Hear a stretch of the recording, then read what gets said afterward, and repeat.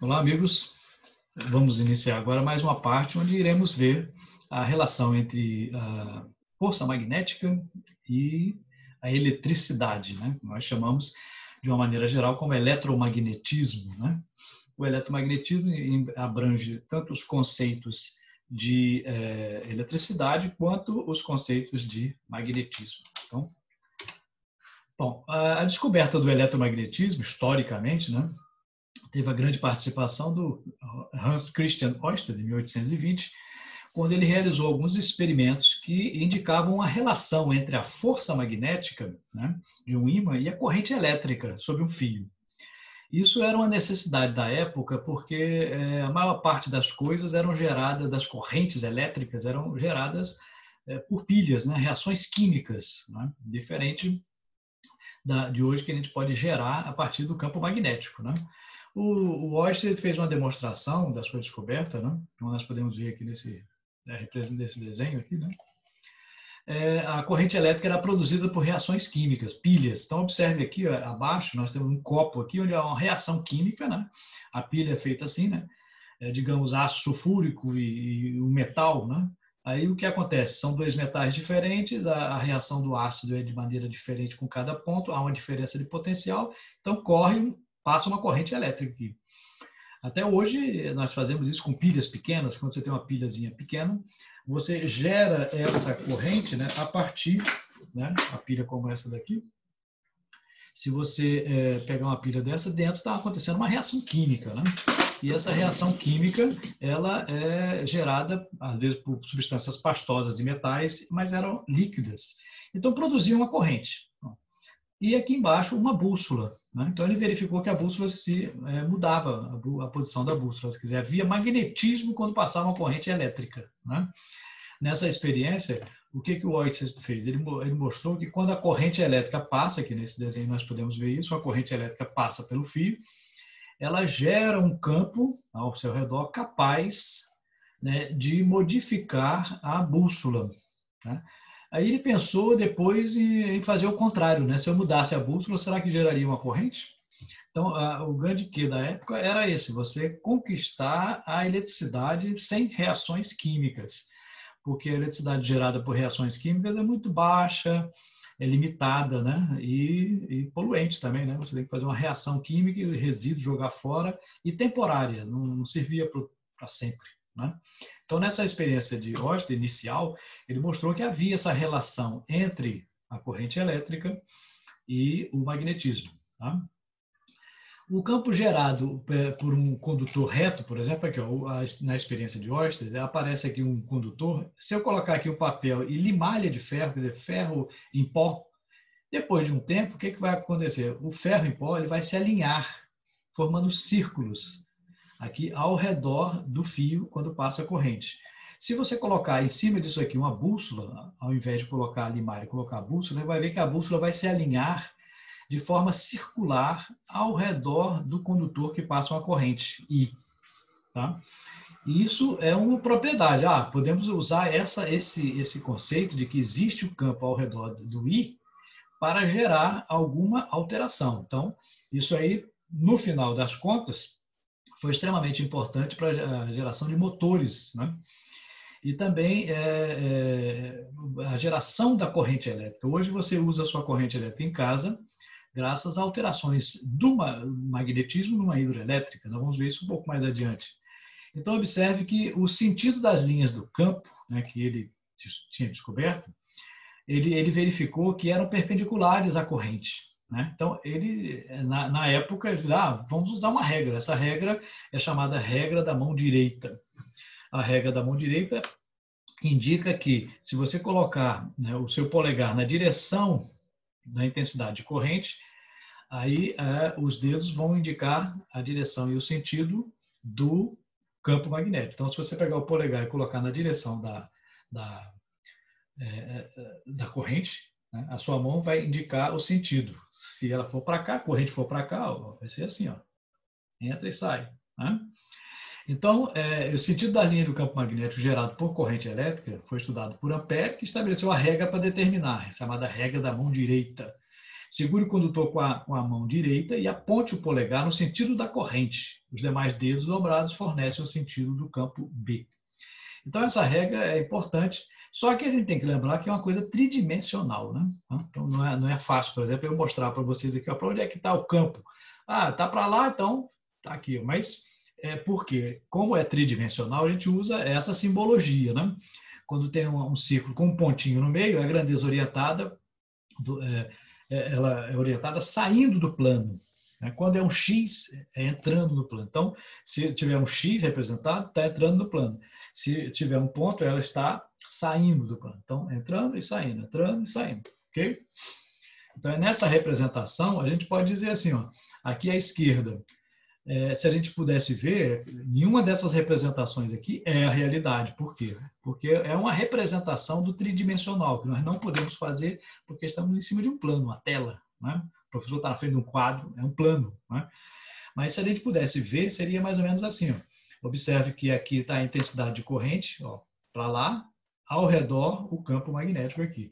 Se eu olhasse de cima, né, a intensidade está aqui, ó, nesse ponto está saindo. Então, toda vez que eu vou dar um ponto, está para fora desse plano. E o campo magnético aqui, ó, está aqui, tangencial a cada linha de campo dessa aqui. Se fosse de lado, seria mais ou menos assim, ó. A corrente está aqui, ó, I, essa seta verde. Aqui é X e aqui é ponto. O que significa isso? Significa que do lado direito, né, aqui do lado direito, o campo está entrando e aqui está saindo. Então, o campo entra por aqui, né, vira e sai pelo outro lado. Então, esse comportamento do campo ao redor de um condutor é que levou a muitas descobertas interessantíssimas futuras, né? Aqui nós podemos determinar qual é a intensidade do vetor campo, né, em um condutor retilíneo, é a chamada lei de Biot-Savart. Se você colocar um condutor aqui, ó, você sabe para onde é que está o campo, pela regra da mão direita, né? O seu polegar vai na direção da intensidade do campo e os dedos mostram que o campo está aqui ao redor, certo? Mas está a uma determinada distância D de um determinado ponto P. Quanto vale o campo ali naquele ponto? Depende dessa distância, né? Quanto mais perto do fio estiver, né, deve ser mais forte, né? Quanto mais longe, mais fraco, né? Então, como é que se faz isso? Então, foram feitas várias experiências para chegar, né? Lembre-se que uma lei física ela é baseada na experimentação e na comprovação, né? Então, a lei de Biot-Savart diz que esse campo, nesse ponto P aqui, a uma distância D, né, ele gera um círculo ao redor dele, né? Esse disco aqui ao redor, e a intensidade do campo é igual em cima desse círculo. Quanto é que ele vale? Ele depende diretamente da intensidade de corrente, quer dizer, quanto mais corrente tiver, maior a intensidade do campo, né? Corrente, você passa ali 1 ampere e passa 100 amperes, a intensidade aumenta o campo, claro. É inversamente proporcional a esse círculo aqui, né? Essa região ao redor, ou seja, quanto mais longe tiver essa região, quanto maior for esse arco aqui, menor o campo, mais afastado, né? Então depende desse arco aqui, desse disco, né? 2π vezes o raio aqui é D. Mas não depende só da intensidade de corrente e inversamente proporcional a esse círculo. Depende também de uma outra grandeza. Essa outra grandeza nós chamamos de permeabilidade magnética. Essa permeabilidade magnética do mesmo jeito que cada superfície tem um coeficiente de atrito, cada área, né, não superfície, mas cada volume, tem uma capacidade de deixar passar as linhas de campo, e ou menor ou maior. Então, se eu fizer essa experiência no ar, vai ter a permeabilidade do ar. Qual é a capacidade do ar deixar passar? Se for no vácuo, né, geralmente a gente coloca no ar, e no vácuo é quase igual, né? Porque do vácuo é praticamente igual. Mas se eu fizesse toda essa experiência aí dentro de um líquido, por exemplo, o campo magnético não seria o mesmo. Então, seria a permeabilidade magnética naquele líquido, né? Então, depende de onde você está, né? Esse depende de onde você está, é como o coeficiente de atrito também depende da superfície. Usa até o mesmo símbolo, né? Essa permeabilidade magnética é característica. Então, a permeabilidade no vácuo já foi determinada, é 4π vezes 10 a menos 7 Tesla vezes metro sobre ampere. Então, essa permeabilidade é uma característica do meio. Nós podemos fazer um exemplo, né? Um condutor reto e extenso no vácuo é percorrido por uma corrente de 5 amperes. Então, esse condutor aqui passa uma corrente de 5 amperes. Calcule o valor da intensidade do vetor indução magnética, né, o B, em um ponto P, que está a 20 centímetros do condutor. Indique o sentido do vetor. Então, nesse ponto P, quanto é que vale o campo e para onde ele está? Bom, agora vamos ver a solução. Pela regra da mão direita, olha lá. Se o condutor está passando uma corrente para cá, ó, então significa que, em relação a esse plano aqui, ele está entrando aqui, né, e saindo do outro lado. Então, nesse ponto P, a direção é entrando. Então, eu tenho que fazer um X. Se alguém perguntar, para onde é que está o campo aqui no ponto P? Está entrando, né? X. Você faz um X indicando que está entrando. E quanto ele vale? Aí você usa a lei de Biot-Savart, né? μ0i sobre 2π vezes d. O μ0 está aqui, é 4 vezes π vezes 10 a menos 7. O i é 5 amperes, então botei 5 aqui. Dividido por 2π vezes a distância, 20 centímetros, né? Passando para metro, 2 vezes 10 a menos 1. O que vai dar um resultado do cálculo 5 vezes 10 a menos 6 Tesla. Então, ao redor de um campo, você pode saber a intensidade, ao redor de um fio, né, passando uma corrente, você pode saber a intensidade do campo ali. Determinando a intensidade do campo naquela posição, você pode saber o efeito. Né? Lembre-se que nós sabemos, se soubermos o campo e botarmos uma partícula ali, a gente pode saber qual é a força que vai agir sobre ela. E isso, hoje em dia, é usado em vários equipamentos eletrônicos, né? Quando passa uma corrente, ele dá uma informação de que ali vai aparecer uma força e você sabe a intensidade dela para disparar um outro dispositivo, por exemplo. Né? Tem muitas aplicações hoje em dia. Se você colocar o campo magnético numa espira, né? Ou seja, você fizer um círculo, né? Aqui, ó, digamos que aqui embaixo nós temos uma espira. Uma espira, a gente bota esse círculo. E a corrente elétrica está passando por esse círculo. Né? Então, a corrente aqui, ó, I, ela vem daqui para esse lado da espira, passa e chega até o outro ponto. Para onde está o campo? Observe a regra da mão direita. Então, se você colocar na direção, ó, ela curva. Então, está entrando de um lado e saindo pelo outro. Né? Lembrando que quando as linhas de campo estão saindo, né, é o polo norte. Né? Continua valendo. E onde está entrando é o polo sul. Né? Aqui na frente seria polo norte, do outro lado seria polo sul. Aqui é uma fotografia. Né? Aqui você fez essa espira, esse arco, é um fio em forma circular, né, com raio R. Né? E aqui você coloca um papel com limalha de ferro. Então, elas vão se alinhando. Então, observe que as linhas de campo, né, elas acompanham o campo magnético gerado pela corrente. Não tem ímã nenhum aqui nessa fotografia. Passa uma corrente elétrica e ele atrai como se fosse um ímã. Ou seja, você está transformando corrente elétrica em um fenômeno magnético. É uma coisa inédita, né? A gente pode considerar que o eletromagnetismo é uma das maiores descobertas da sociedade. Por quê? Porque tem muitas aplicações interessantíssimas. Porque se você usasse só a eletricidade separada do magnetismo, teríamos muitas aplicações hoje em dia, maquinário, né? Houve uma verdadeira revolução na indústria com o uso das máquinas elétricas, ao invés de usar as máquinas mecânicas ou as de vapor, na era do vapor. Né? A era do vapor acabou quando chegou a era da eletricidade. Então, isso é uma grande descoberta, né? O campo magnético de uma espira circular, né, ela depende de quê? Bom, eles verificaram que ela depende da intensidade de corrente, quanto mais intensa, mais forte, e depende também desse diâmetro aqui, ó. Né? Por quê? Porque nesse ponto aqui no meio, não em outro lugar, mas nesse ponto no meio aqui, ela gera um campo que depende desse diâmetro, que é 2 vezes R. Né? Então, a espira circular ela é capaz de gerar um campo no seu interior forte, né? Mais forte do que um fio reto. Né? Então, primeiro eles analisaram o fio reto, depois um círculo, né? Que é uma espira, e verificaram que é mais intenso ali. Por quê? Porque vem de todos os lados. Né? A intensidade se concentra naquele ponto ali do campo magnético. Certo? E nós podemos identificar como se ela fosse um ímã. Né? Então, observe aqui, ó, regra da mão direita, observe que nesse ponto aqui, colocando a mão, o polegar aqui na direção da corrente, gera linhas de campo. Para o observador 1, as linhas de indução da espira saem pela face que está voltada para ela. Observador 1, aqui, está saindo aqui.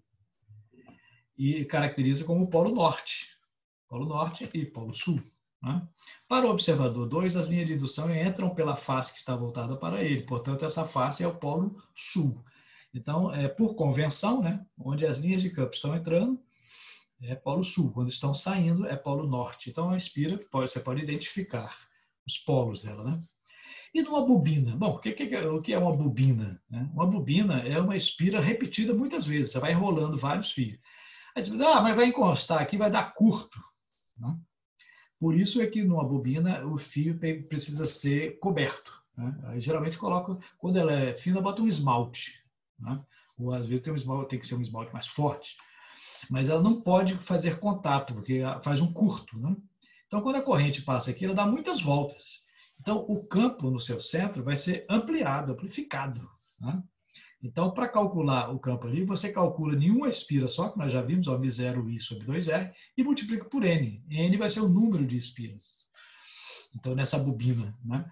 E a bobina gera um campo magnético extremamente forte. Né? Hoje em dia, nós temos equipamentos, né, que têm uma força mecânica extrema. Por quê?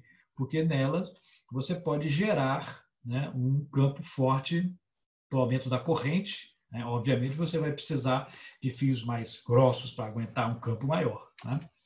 Aqui nós podemos ver os polos. Como é que se comportam os polos de uma bobina? Observe que se a gente colocar um ímã aqui, um ímã tem norte e sul. Né? Se você colocar a bobina próximo a ele, se for atraindo, significa que aqui é o polo sul da bobina. Se colocar um ímã perto de uma bobina e ela se afastar dele, né, se aqui é norte, aqui também é norte. Então, a gente pode determinar qual seria o polo, né, de uma bobina. É possível fazer isso. Aqui nós temos um exemplo de aplicação. Né? Nesse exercício aqui, dada uma espira circular no vácuo, né, vai usar o μ0, né, o raio é 4 π/cm, sendo percorrida por uma corrente de 2 amperes no sentido indicado na figura. Determine as características do vetor B no centro da espira. Quanto vai valer o centro, o campo e para onde vai estar? Observe que o I está para cá. Né? Ele entra aqui, sai lá. Então, vamos resolver esse problema. Né? Observe que nessa espira, né, o campo é aqui no meio, e usa a regra da mão direita. Ou seja, você coloca o dedo aqui na direção da intensidade de corrente, então ela vai estar entrando e saindo aqui por cima, para fora. Né? Tem um pontinho aqui. E para calcular o valor, a gente usa a mesma fórmula, μ0i sobre 2r. Né? O μ0, que é a permeabilidade magnética no vácuo, 4π vezes 10 a menos 7, vezes 2, que é 2 amperes, dividido por 2R. Né? Então, aqui vale 4π vezes 10 a menos 2, passando para metro. Então, resultado, 10 a menos 5 Tesla. É a intensidade do campo. Observe que, geralmente, as intensidades são fracas. Né? Para fazer uma intensidade magnética forte, você tem que ter bobinas que têm muita corrente, né, e mais estreitas. Claro que existem limites técnicos para isso. Né? Tá? A gente pode também determinar o campo magnético em um solenoide. O que é um solenoide? Solenoide é um dispositivo, um fio condutor enrolado em forma de espiras não justaposta. Ou seja, você não junta, você deixa elas separadas. Né? Funciona do mesmo jeito, aqui dentro vai gerar um campo. Né? Só que no solenoide você tem um campo mais fraco e mais controlável. Né? Então, você pode colocar um solenoide para controlar, por exemplo, um sensor de presença. Né? Para qualquer campo magnético que altere ele no meio, ele dispara, faz um dispositivo. Né? Então, a intensidade de corrente é gerada e vai depender de quê? Bom, aí no solenoide, a gente tem, aqui esse aqui abaixo de mim é um exemplo. Né? Então, tem uma bateria, carga positiva, carga negativa. Então, a intensidade vai de maior intensidade para menor intensidade do potencial. Então, a corrente vem para cá, passa por aqui, ó, pela regra da mão direita, né? Ó, a intensidade de corrente vai para cá. Então, o campo, né, faz isso aqui. Ó. Então, ele está saindo aqui e entrando do outro lado. Observe No meio desse solenoide, aqui é o polo norte, estão saindo as linhas, e aqui é o polo sul, que está entrando.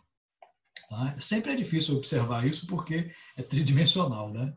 Não é fácil de demonstrar. Isso aqui é uma foto de um solenoide, e no meio a gente coloca um material transparente, né, acrílico aqui, e bota limalha. Então, observe que a limalha se alinha, ela fica percorrendo os caminhos da linha de indução magnética sobre o solenoide, né?